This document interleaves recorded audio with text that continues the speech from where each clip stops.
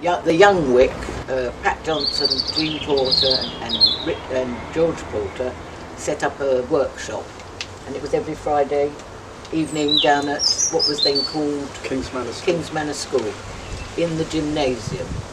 So what happened was George Porter caught us after Mass at St Teresa's Church, and he corralled the entire youth group and said, I want you to come to this drama class.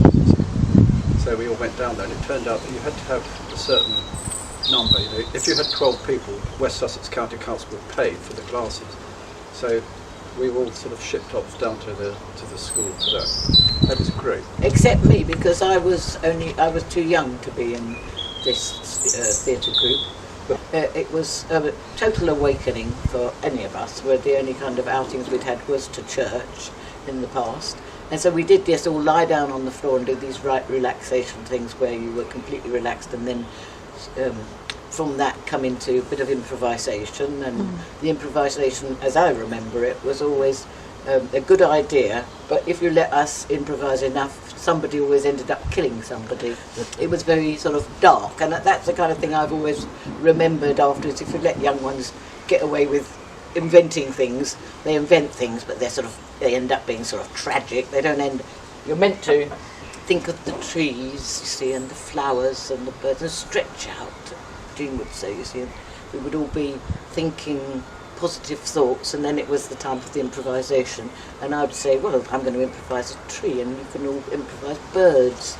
This is in my head, you know. And the rest of the group ended up with a sort of murder. Trying to chop you down. Tried to chop me down. We also did masks. Somebody came and taught us how to use masks, and we did mime. So we had people coming in to give visiting teachers to give us classes, and it really was an all over experience in how to in drama. Yeah. And I'm trying to think of that play that what was that play where we had all those reeds and balls? Night of the Iguana. Night of the Iguana. Oh that's yeah, right. that was. And to get more space there, we said, right, we won't have a set. So we just had the front of the hotel on one side, and the rest of it was just blacked out.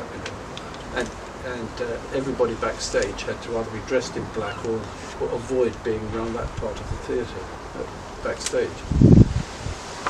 So we had some real plants. We had some artificial foliage, but we had these brushes that I think I pulled out of the River Aid or something, and we sprayed them with fireproofing stuff that we had to spray all the sets with anyway. And the fire officer used to come round at the rehearsals and just check everything with the dress rehearsal. And the fire officer said, "Oh, you can't have this. This has to go." And George Porter, who he might have been directing that play, I don't know, and he worked for the River Authority where these brushes came from. And he said, "What do you mean?" Not like quite like that. He said, "Well, actually," he said, this couldn't catch fire." And then he started explaining the interior structure of a bulrush or something like that. And that once it was cut, blah blah blah happened inside and made it entirely sort of non-flammable and the rest of it. The fire officer bought all this, and we breathed a sigh of relief. Otherwise, half the set would have had to go, because that's basically what it was. It's a black hole over there with bulrushes in it. But that wasn't the only time that the fire rig officer had us scratching our heads, because apparently a production whose name Vincent might remember, the way the fire officer used to engage with the set was he'd actually strike a match, and if it caught light then he banned us, but he put his match to some bit of set and smouldered. He said, "No, this is not fireproof." So we took it home, took it all the way and put it in a bath overnight, and then brought it back Damn. damp and therefore not able to catch light.